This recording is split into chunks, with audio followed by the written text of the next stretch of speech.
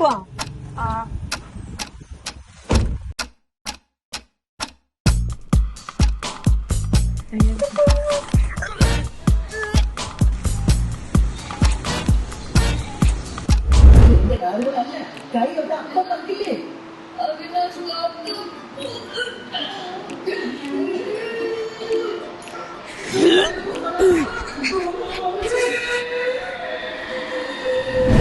Hi Riya.